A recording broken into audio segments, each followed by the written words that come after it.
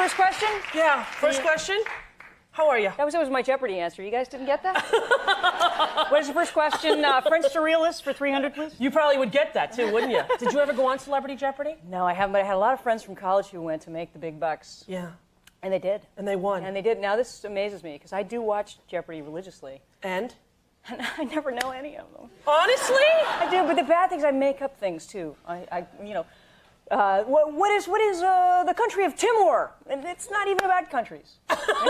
You know how much relief I feel knowing that? Because I imagined you at home sweeping every category. No. No, you did. You went to Yale. I did. Smart kid to get in there. Yeah. Did you take your SATs? I did. What were your scores? I don't remember. The liar. Certainly You're wouldn't. such a liar. Every person remembers their SATs. I was not a good test taker, I have to tell you that. Really? No, I wasn't. But I spoke lots of languages and did other things. So. And you didn't actually go to high school, did you, really? Oh, sure I did. You went to an actual high school? I went to an actual, very strict high school, French school. All my studies were in French. Yeah, even science and math and sports and stuff like that. No kidding. Yeah. Did your mom choose that for you, or was that your decision? No, she did, actually. Well, you know, she was a big Francophile, and she had been to Europe with me, and I would start making up things in different languages, even though I didn't speak the languages. So she decided I should go someplace that focused on that. And I ended up in a French school. Not bad. Now, did she encourage you to become a child actor that you were, or was it your impulse? Well, you know, not really. My brother was an actor, and then I kind of became an actor, but we don't really know why. I guess the kid across the street was one, so everybody wanted to do it in Los Angeles. And then it kind of was steamrolled, and then I just kept on it. You worked a lot. She kept saying to me my whole life, she said, you know, I just want you to know this won't last. So what do you want to be, a doctor, a lawyer? You know, she kept trying to confuse me and make me want to do something else. Right, which actually worked out well. Yeah, it did, Because actually. you're sort of the poster child for child actors who can grow up and be okay. Yeah, a little bit. Really okay. I guess that's true, yeah. There are some casualties out there. What do you think it has to do with? Do you think it has to do with the family or the specific child? You know, well, I guess it's a combination of both, but I always say that's a little bit, you know, astronauts, there's some of them, they're brain surgeons and great astronomers, and then they get up in space and they can't stand the gravity and they just keep throwing up, and they can't do any of it, and they can't stand the solitude. And then there are people who you wouldn't imagine that, and you put them in a space capsule and they want to stay there for the rest of their lives, you know. So it's just a question of sort of what your makeup is. And it suited me really, really well. I really enjoyed it. I got to travel all over the place and talk to people like you. Like me? Yeah. Oh, Jodie Foster. I was a little nervous, to tell you the truth. I you know. really do. Yeah. You were nervous? Well, because we're wearing the same outfit. Sort of similar outfit. A little bit, yeah. Mine Dale made for me. Oh, good. Yeah, he made it special. It's called butterscotch. Yours is more of a cream. Yes, okay. Now that we have that straight. You know what I loved when you won your Academy Awards, that speech that you gave about your mom and cruelty? Do you remember this? Because somebody says when you win an Academy Award, you're in a blur. You don't even have a recollection of what you said. Yeah, I really don't remember anything. And I have one of those personalities where if I prepare something, it comes out really terribly. I can't get a sentence to see what I mean? See? You can't, like, you can't get it to I can't, mush. you know, anyways. But if I don't prepare, and if I'm completely nervous and totally stressed out, somehow I get up there and I say something that seems to make sense, only I don't ever remember it.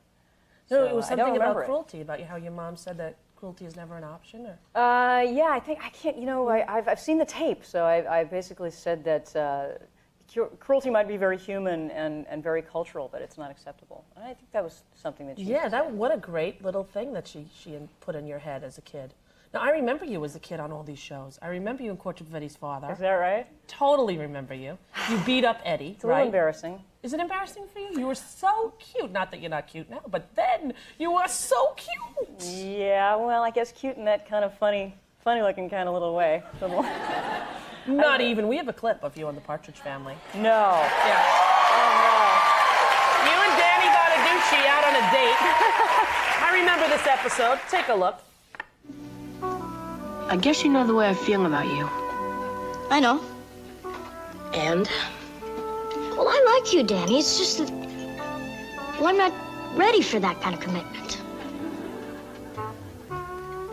Oh. Maybe in time. Sure. There's no reason we can't look at this maturely.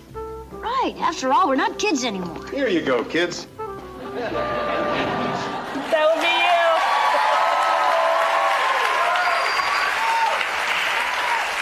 You ever flip through and catch that?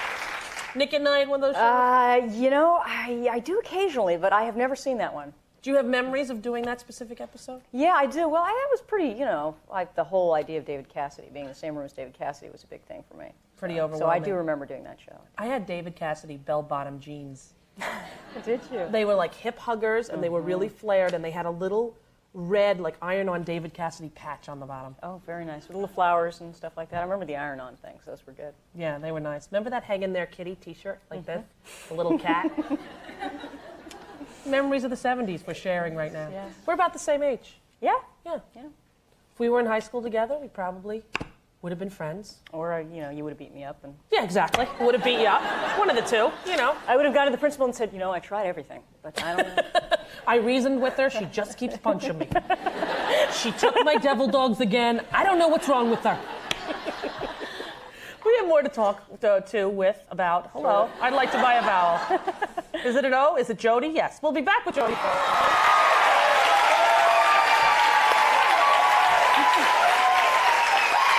Wait, no.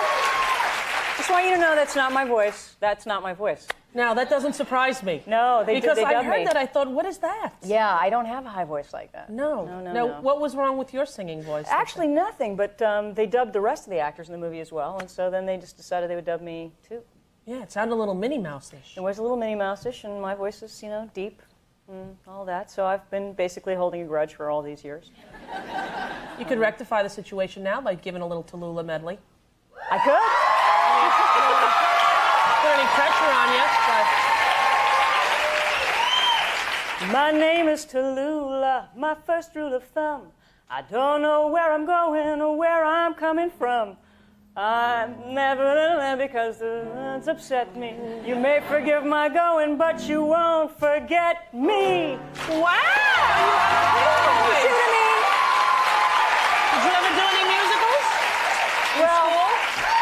Well, thank you. No, see, now wouldn't that have been better? That would have been nice. It's a nice throaty belt. Did you do musicals when you were in school? No. No, you didn't. No. I really can't sing, but I used to do a lot of that. I used to do a lot of the standing in front of the mirror with the, all that stuff. Hairbrush. The hairbrush. Broomstick. What did you Hairbrush, use? Wooden broomstick. spoon. All of them. All the above. I'm afraid. Yeah. You used to do the Jackson 5 in your backyard? Oh yeah. Yeah. And I liked Flip Wilson a lot. I used to do all the Flip Wilson stuff. Geraldine. That was funny. First I would be Flip, and then I would turn around, and then I'd be Geraldine. Were you allowed to watch TV when you were a kid, or did you have one of those yes. artsy no TV homes? Oh no. We were a big old TV home. Favorite Yes. show when you were a kid? Oh well, I was kind of one of those sensitive. I liked Kung Fu. Kung Fu. I like Kung Fu. Grasshopper, if you take the stone from my hand. Remember that? Oh yeah, I was on that show a couple times. You were on Kung Fu? I was on Kung Fu. Who'd you play? I have been on pretty much every 70s television show there is. Yeah, you really have. Did you have a favorite one when you remember back? I did love Cortovetti's Father. I thought that was a great show. Yeah, that was good. And I had a good time doing Mrs. that. Livingston and all. Yeah, and I like those really bad 3-camera shows too. And I was on the Glenn Campbell show. I liked that a lot. Did you ever do Sonny and Cher show? No, but I was opposite Sonny and Cher, and so I vowed I would never watch Sonny and Cher because, of course, they were very popular and my show wasn't. What was your show then? Was it? I can't remember. It was a 3-camera show I did. I think it might have been Bob Carroll, Ted and Alice. You guys wouldn't remember that. It was on for about a minute and a half, but we loved it. You had fun. Yeah. Now, are you going to direct again? You had 2 wonderful films that you directed. Yeah, I'm hoping to. Little Man Tate, which I loved, and Home for the Holidays. Did you enjoy it? Oh, I love directing. Yeah, it's the most fulfilling thing I think you can possibly do. Was it hard to direct yourself, Little Man Tate? Very hard to direct yourself. You don't realize it at the time, but then suddenly you get in the cutting room and you realize that you only got what you expected and not any surprises. So it tends to be a very sort of by-the-numbers performance. Start to finish for a movie like Little Man Tate, it took about a year or more? A little more than that because I was with it for a while trying to get it off the ground, so a couple of years. Yeah, Home for the Holidays, a year and a half, 2 years. You think you'll always continue to act, or you'll still do both, or does one excite you more? I think I'll always continue to act. It's just a question of when. And I don't like to act unless I really love it and really believe in it. And otherwise, I'd rather go see movies and go to the gym and travel and do things like that. So I tend to only work when I really, really love it. You go to the gym a lot? I don't. You don't? No, I don't. But I say I do. Yeah. That should count for something. But you're pretty fit. You stay in I shape. am. I like to hike a lot. This is what I like to do. You're a hiker. I am. Now, you see, nothing could bore me more, Jodie. The thought of a big dirt mound and then sweating to get up to the top, why? You know, it's like, what's up there? I don't understand. You could get a postcard with pictures of flowers, and you're done, you know. Can have a snack. Yeah. Not a big hiker. You have a brand new movie that opens tomorrow, Yes. Contact, based on a really wonderful book. We're going to talk to Jodie about that after this break, so don't do it. It opens tomorrow, Contact. That's pretty much the story. You don't even have to set it up. There you go. Yeah. You get to go, huh? I do get to go. Yeah. I go. You go. And I'm not telling you what I find. Yeah, I can't wait to see it. I absolutely love the book. Yeah, I do too. It's a really incredibly intelligent film and also incredibly exciting. And usually you don't find those two things in the same film. Right? Had you worked with either Jim Woods or Angela Bassett before? No, never. Although I think I went to school with Angela Bassett. I just didn't know her then. And Jimmy, I've met. You know, you can't miss him. He is truly the crazy. Has he ever been on your show? Yes, he has. Oh my God, he's so funny. And actually, I think he is probably the smartest person I've ever met. Yeah, he's actually pretty good at Jeopardy himself. Yes. No, he's a good guy. We've had dinner a few. He talks so fast too. Yeah. Got to keep up with him. Yeah. Now, do you have another movie planned now? You're gonna take some break? I don't. I like to take time off. Yeah. I don't need to work that much. And this was a big, huge, epic film, so I was a little tired at the end of this one. Right. Now, your dog just celebrated second birthday. Yes, she's 2. Wow. That's a big day. She had a really bad first birthday. What happened? Well, it was it's a sort of it's actually a really terrible story. But I want to hear it. So tell me. Well, I decided I got her all excited for her birthday. I put her little birthday scarf on. I said we're gonna go to the park and food, and that's all she responds to. And well, I took her to a cafe. I thought, well, I'll get a coffee before we go. And like a moron, I sat there and I tied her leash. Don't ever do this. I tied her leash to an iron table. And she was sitting there, you know, totally mellow, and then suddenly she saw a bird or a squirrel, and she took off with the table following her. Oh, no. And now she's running down the street going, why is the table following me? And trying to get away from it, and this iron table is just crashing on either side of her and into her, and then she's running, and I can't catch up with her because she's an incredibly fast, muscular dog. And then she runs, of course, right into the 4 lanes of traffic. And, all the cars sort of stopped. They were really good in Los Angeles. They know about these things. They stopped, and there she was sitting there with this table right next to her, and she's just standing there at the table. And, no damage except that all of her nails were down from the running, and so she was all bloody and terrible. And, of course, she spent her birthday at the hospital. And I brought her back, and she was all happy because they gave her little pink booties. You know, these little pink wraparound booties, and she kept trying to take them off. I actually have a picture of her. We took the pink booties off because they didn't, pink was not a good thing, and we made her black booty. And there she is, as black booty. You can see with a little white, with a little white tie. She didn't like the boots. And is that the birthday scarf? Yes, she that's has the birthday on scarf. there? Now she tried to take the boots off, and now she's dancing black booty. And this year, any plans for the birthday celebration? No, but I mean, we could sing Happy Birthday to Lucy, all of us. All righty. We'll do it. This audience is up for anything that involves singing.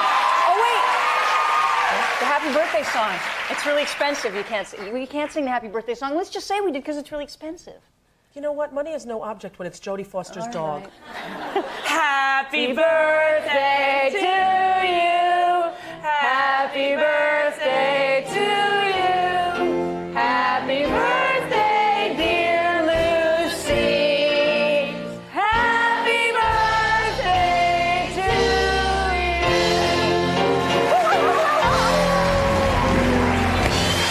Delightful having you here. Thank you. Very nice to meet you. The movie Contact, it opens tomorrow. Go see it, won't ya? We'll